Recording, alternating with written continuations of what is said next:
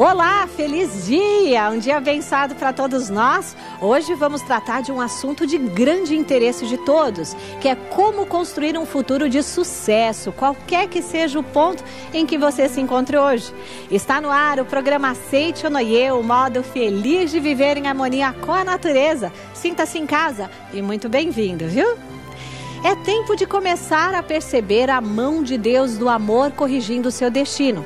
Quem nos ensinará a atentar para isso é o preletor José Maria Coelho, em sua palestra de hoje. Algo me diz que essa canção conversará com as suas esperanças mais íntimas. Você verá o videoclipe da música Valemos Ouro. O amor tudo cura. Traz exemplos verídicos que mostram qual é a espécie de amor que salva as pessoas de todos os sofrimentos. Com assuntos profundos esclarecidos com palavras simples, essa obra ensina, por exemplo, como transcender o karma. Por que se consegue superar o karma? Porque o homem é originariamente filho de Deus, perfeito, harmonioso, dotado de liberdade absoluta. Se você deseja adquirir este livro, basta você ligar 0800 770 2600, acessar o site www.sni.org.br/livraria virtual ou numa sede da Aceite ou Noie mais próxima de você. Na Aceite ou Noie aprendemos a reconhecer a vontade de Deus conduzindo tudo ao nosso redor. Mais do que isso, tornamos Deus cada vez mais visível naquilo que somos e naquilo que fazemos. Como isso é possível, é o que nos ensina em sua palestra de agora o preletor José Maria Coelho com o tema Deus do Amor Corrigindo o Destino.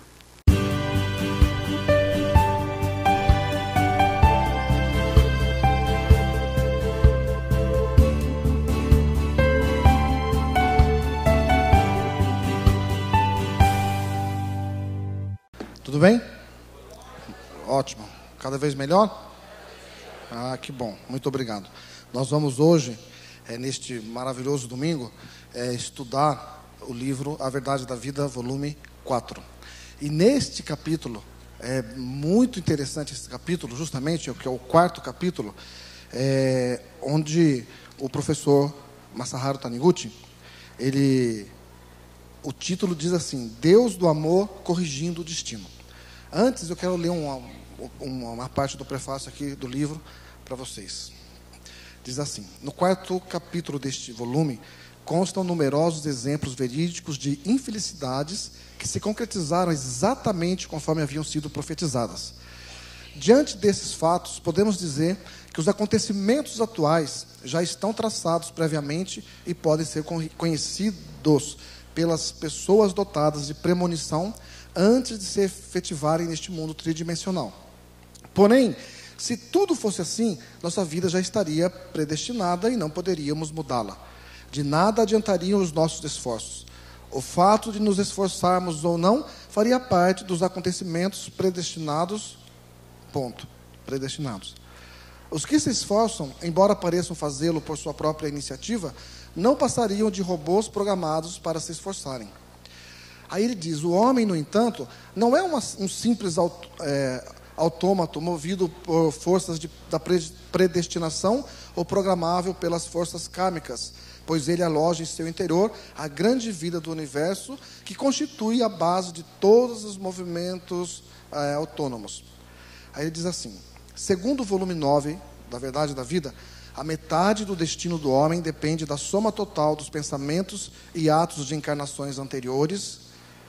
Isso significa o quê? Que na Aceite ou Noie nós acreditamos na vida imortal que se aloja em cada indivíduo, portanto que somos espíritos, e você que está aqui agora pode estar sentado do lado de uma pessoa que foi na sua outra vida a sua metade da alma. Olha para a pessoa que está do seu lado. Pode dizer, oi, ex-amor. Pode ser o seu pai, sua mãe, seu irmão. Aí ele diz assim, mais um pouquinho. 1/4 depende do esforço próprio, isto é, de seus pensamentos e atos atuais. E a 4ª parte restante depende da ação dos seres elevados do mundo espiritual, no cristianismo, os anjos, chamados anjos, que sintonizam com o esforço, a fé e o pensamento da própria pessoa e que corrigem o filme do destino existente no mundo espiritual antes de ser projetado no mundo espiritual para o mundo físico. Aí ele diz assim, lá no 4º capítulo, que é muito interessante, aí ele começa a contar algumas histórias. Eu vou contar rapidinho algumas histórias para vocês, de coisas que as pessoas previram e aconteceram. Então, o primeiro caso aqui é de uma moça, que isso ocorreu na França, chamada Angela Robin. E essa moça, ela era filha de um famoso padeiro, que possuía, e ela era de rara beleza. E homens de alta posição social vinham pedi-la em casamento. Dentre os numerosos pretendentes, os pais da moça escolheram o filho do homem mais rico, porque eles não são bobos, mais rico da cidade para o noivo da filha.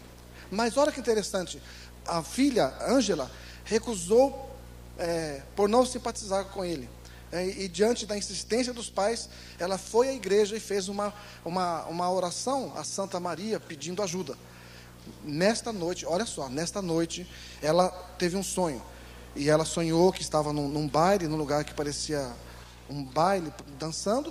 E de repente apareceu uma pessoa e que chegou até ela para dançar com ela. E essa pessoa, ela tinha certeza que era a oração que a Santa Maria tinha atendido, que era a sua metade da alma.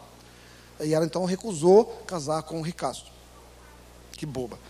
Aí então, como ela recusou casar-se com o ricaço, o tempo passou. E um dia chegou, no próximo verão, tinha um baile lá no clube da cidade, e ela foi participar desse baile. E quando ela estava lá, já tinha se esquecido, né, daquele sonho. Mas quando ela chegou lá, de repente, estava tocando "Quando a luz dos olhos meus e a luz dos olhos seus resolvem se encontrar". Ela olhou para lá, era ele, o cara do sonho, até o óculos era igualzinho. E ele chegou perto dela, ela chegou perto dele e falou "Bonjour, Pierre", sei lá o que falou para ela. E ela olhou para ele, olhou para ela, pronto, casou e foi feliz para sempre. Olha que interessante. Mas ela já tinha previsto isso no sonho. Aí, depois, o professor comenta o seguinte, dessa história. Será que os leitores pensam que esse encontro foi mero fruto do acaso? Será possível ver ao acaso, com um ano de antecedência, o rosto do futuro noivo? Se não foi uma causalidade, será que o encontro desses jovens já estava determinado desde o ano anterior? E será que esse destino não poderia ter sido mudado de forma alguma? Aí ele escreve assim: não apressemos a conclusão e passemos para um outro caso. Aí ele conta um outro caso aqui. De um outro... Bom, como aqui é um outro francês, eu vou mudar, né? Aqui, na verdade, são vários franceses. Outra... daí aqui tem vou contar uma coisa lá do Japão. No dia 27 de setembro de 1910, um senhor que era diretor-presidente de um banco lá no Japão, estava numa sala, sentado e de olhos cerrados, concentrando sua mente para saber quem seria o ganhador do primeiro prêmio do sorteio que o banco realizaria na semana seguinte, no dia 3 de outubro. Durante a concentração, algo parecido como uma nuvem começou a passar rapidamente diante de seus olhos fechados. Logo a seguir, apareceu do lado esquerdo algo com luzes cintilantes. E do mesmo lado, apareceu a metade do rosto de um funcionário chamado Sr. Aoki. Aí, depois a luz desapareceu. E aí ele pensou, o que será que isso queria dizer? Aí, no dia 3 de outubro do mês vindouro, a Aoki ganhou, então, aquele prêmio. Aí o professor ele começa a perguntar, o que prova esse fato? Será que não prova que na noite do dia 27 de setembro já estava determinado o que iria acontecer no dia 3 do mês seguinte? Então, dessa forma, os fatos que ocorrem hoje conosco já estão determinados no passado. Mas será que eles não podem ser evitados? Aí depois ele conta aqui uma outra história, já de uma outra pessoa, que certa noite sonhou que estava correndo de bicicleta por um caminho no campo, quando um cachorro atacou a pessoa e ela cai juntamente com a bicicleta, que ficou com o pedal quebrado. De manhã, quando contei esse sonho para minha mãe, ela proibiu-me de sair. Aí ele falou, não vou sair nesse horário, tal, mas algo impeliu que ele saísse e ocorreu exatamente igual. Aí tem uma outra história, que não está aqui, eu creio, que o professor conta de uma senhora, que o sonho dela era engravidar. Então ela engravidou. Quando ela engravidou, ela foi fazer uma terapia, e esse terapeuta, ele também tinha esse dom de ver o futuro. E ele, então, ele disse que no dia tal, de mês tal, ela ia sofrer um susto, em tal horas, entre as 15 horas, então ela ia perder a criança. Então ele falou assim, nós vamos mudar essa situação. E nesse dia, não vamos deixar ela fazer absolutamente nada. Mas só que ela não sabia dessa história. Aí chegou o dia que eles previram que ia acontecer esse acidente. Ela achou tudo estranho, que o marido falou, hoje você não vai sair de casa, vai ficar deitada aqui no sofá.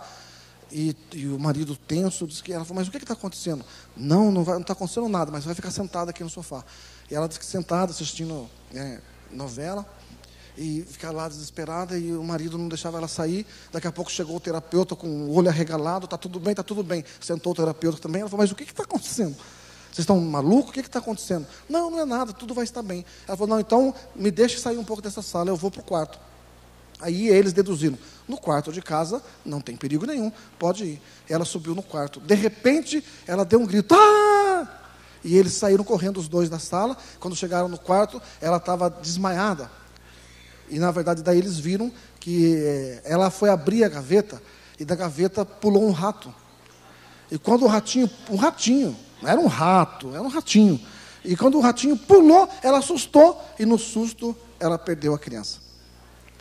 Aí ele diz assim, esse destino todo, que já estava no mundo mental, que eles viram esse no mundo mental, não podia ser corrigido de maneira alguma. Olha que interessante, por isso eu gostaria que vocês adquirissem esse livro. Você que está assistindo agora a gente aí na sua casa, você pode adquiri-lo através do nosso site. Basta acessar www.sni.org.br/livraria virtual. E os senhores que estão aqui no Salão Nobre da Seitonoye do Brasil, podem adquiri-lo em nossa livraria. Aí ele vai contar, esse é no capítulo 4, tá? Aí ele vai contar mais algumas coisas.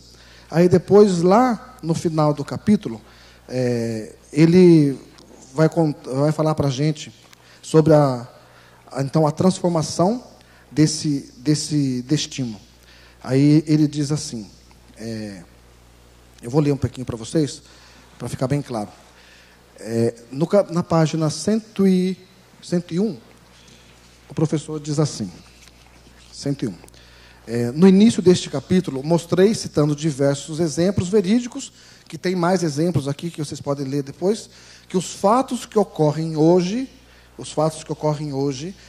na vida do homem já estão determinados. Muitos dias antes, porque são concretizações kármicas de pensamentos e atos do passado. Em seguida, apresentei 4 exemplos de fatos do presente que foram melhorados no presente com oração. Aí ele diz então, número 1, nosso destino já está predeterminado, e 2, o destino pode ser corrigido hoje pela oração. Como interpretar esses 2 fatos aparentemente contraditórios? Ambos são verdadeiros. Nosso destino já está determinado pelos karmas, pensamentos e atos acumulados. E os fatos presentes são manifestações automáticas de desintegração da ilusão que pune rigorosamente e impiedosamente, segundo a lei de Talião, olho por olho, dente por dente. Essa lei de desintegração da ilusão, ou lei de causa e efeito, é tão rigorosa que no mundo da ilusão, no mundo da treva, é impossível romper a relação entre causa e efeito. Para eliminar 5 pecados, são necessários 5 sofrimentos. Para 10 pecados, 10 sofrimentos. Aí ele diz assim, entretanto, quando oramos a Deus, que é luz, o mundo da treva desaparece, e a lei deste mundo é transcendida. Nesse caso, não serão mais necessários sofrimentos proporcionais aos pecados para expiá-lo. Aí ele diz assim, portanto, para obter a correção metafísica do destino, orem a Deus antes de mais nada. Para nós, a situação presente já está determinada, mas para Deus, há sempre margem para a retificação. O que dizer, então, da nossa vida futura, ainda não determinada, quando nos ligarmos a Deus por meio da oração? Aí, então, ele conta assim, que quando você ora a Deus por meio da oração, volta o seu coração para Deus, imediatamente o seu destino começa a se transformar. Por maior que sejam as ações ocorridas no passado, aí ele conta vários exemplos, que tinha um menino que ele tinha o hábito de enurese noturna, ele fazia xixi na cama. Toda noite ele amanhecia molhado. E estava já chegando na fase da adolescência, juventude e tal. Aí então o pai levou ele então para um terapeuta chamado Edgar Cayce. E o Cayce, na verdade, era um médium muito famoso. E esse médium fez uma regressão no menino e descobriu que numa vida passada, esse menino, ele era um pastor, né, um pastor religioso que queimou, matou, tirou a vida de muitas pessoas que tinham poderes mediúnicos, eram médiums, e lançava eles no rio, lançava-os no mar. Então o karma dele na vida atual era ficar molhado, e através daquele xixi sentir humilhação estou expiando o pecado pelo fato de ter matado aquelas pessoas na vida passada. Mas no momento que ele foi sugestionado, no momento que ele, Deus é amor, Deus não castiga, Deus é Pai amoroso, bondoso, Deus ama você, você pode mudar sua vida assim, acredite que é merecedor de Deus. Ele parou de fazer esse xixi na cama e foi feliz para sempre. Uma outra pessoa era um menininho que estava atirando pedras próximo de uma igreja e tinha a estátua de Cristo lá na igreja, e uma daquelas pedras que pegou no pescoço da estátua de Jesus, e ele, pequenininho, pensou, cometi um grande pecado, tirei a cabeça de Jesus, e ele ficou desesperado. Mas naquela mente dele de pequenininho, cometi um pecado contra Cristo, cometi um pecado contra Cristo. Aí um dia, na fase adulta, ele estava no bonde, passeando assim, indo para algum lugar, passou diante da igreja, era meio-dia, o sol lá refletiu no crucifixo que tinha na ponta da capela da igreja, o reflexo da luz tocou no seu olho e ele ficou cego. Aí ele foi procurar um psicanalista chamado Karl Menninger. E o Menninger, o professor Masaharu Taniguchi cita muito o Dr. Karl Menninger, que tem um livro, inclusive, chamado O Homem Contra Si Mesmo, que fala, né, do absurdo, do mal que a ideia do pecado exerce sobre a vida do homem. Aí então, quando o Menninger sugestionou a mente dele, que Menninger perguntou para ele, Cristo não é o Deus do amor? É o Deus do amor. Você acha que quebrar a estatueta de Jesus Cristo, uma criança inocentemente que está lá jogando, brincando, e joga uma pedra, quebra a estatueta de Cristo, pecou? E Cristo anotou no caderninho, seu desgraçado, você vai ver o dia que você ficar adulto, vou cegar você, só para você ver como doeu essa pedrada. Os senhores acham que Cristo fez isso? Não, porque é Deus do amor. Entendeu? Mas a ideia dele de pecado, a ideia do pecado é a lei do olho por olho, dente por dente, eu tenho que sofrer. Ela manifestou-se como cegueira. Mas no momento que tirou a ideia de eu sou pecador, ele voltou a enxergar.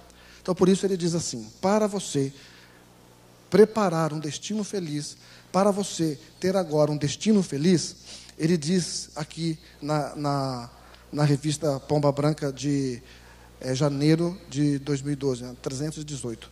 Existe um meio extremamente simples de obter êxito em suas realizações e vencer infalivelmente na competição desta vida.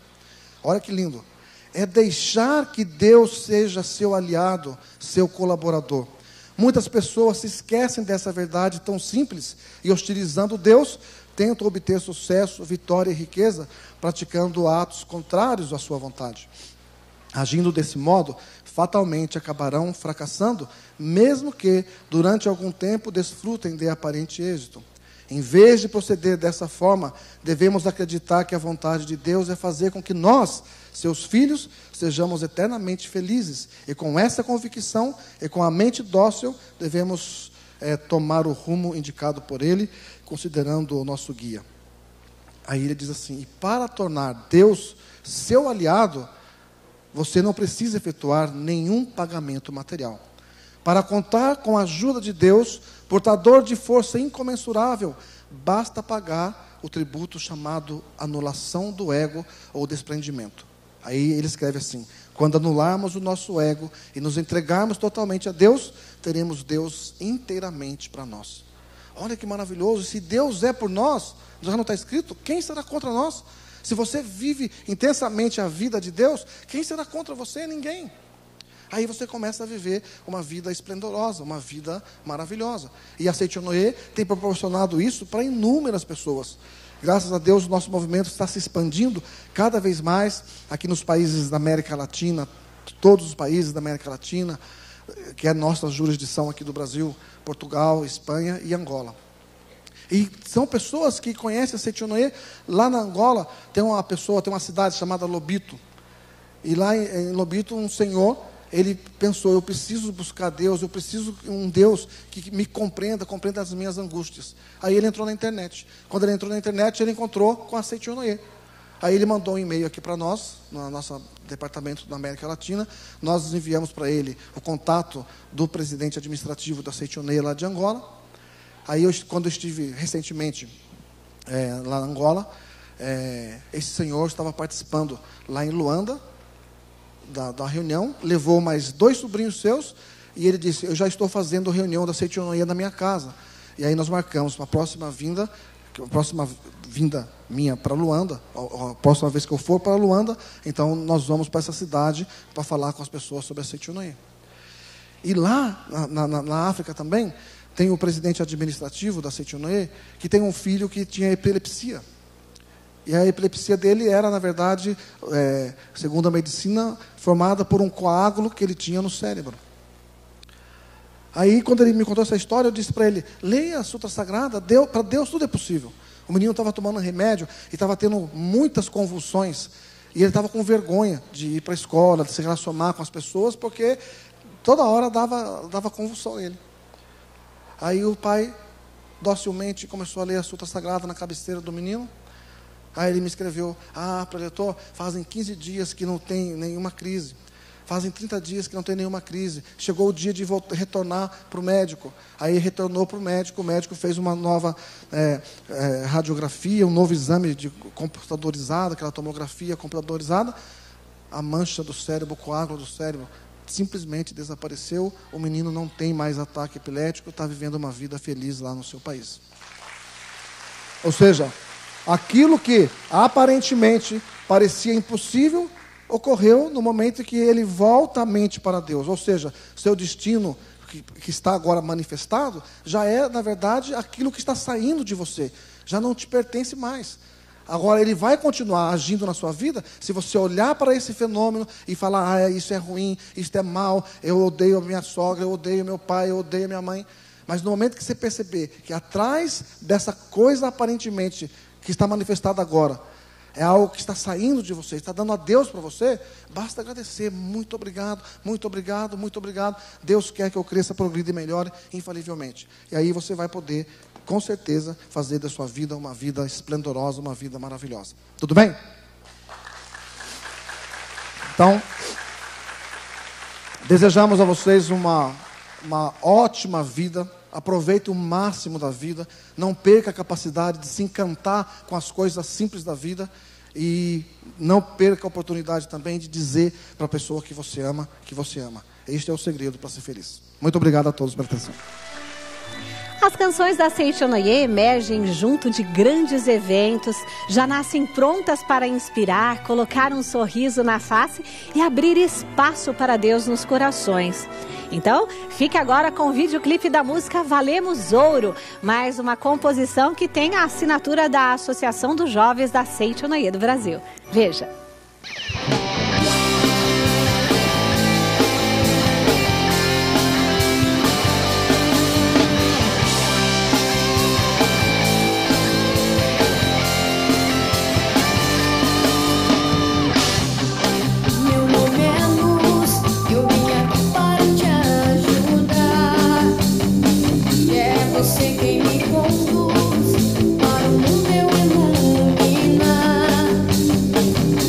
Posso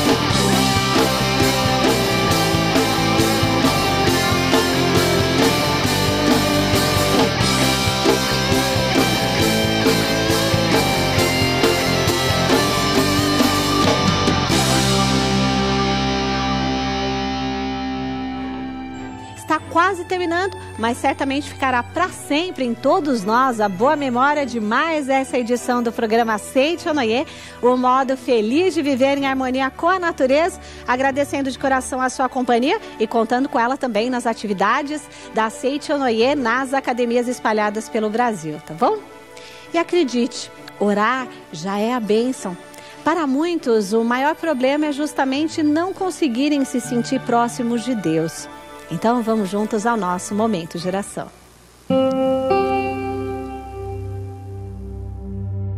Oração para o renascimento. Agora estou vivendo um novo dia. Tudo que pertence ao passado, que é mau, que é indesejável, que é feio, que é sombrio, que é pessimista, já se foi. Todo o passado já desapareceu e estou renascendo agora, recebendo de Deus os pensamentos bons, desejáveis, belos, alegres e positivos. Todos esses bons pensamentos semeados em meu subconsciente estão pouco a pouco germinando, crescendo e, finalmente, no momento adequado, manifestar-se-ão em forma concreta, com certeza. É que Deus proteja você e toda a sua família. Um forte abraço. Tchau, tchau.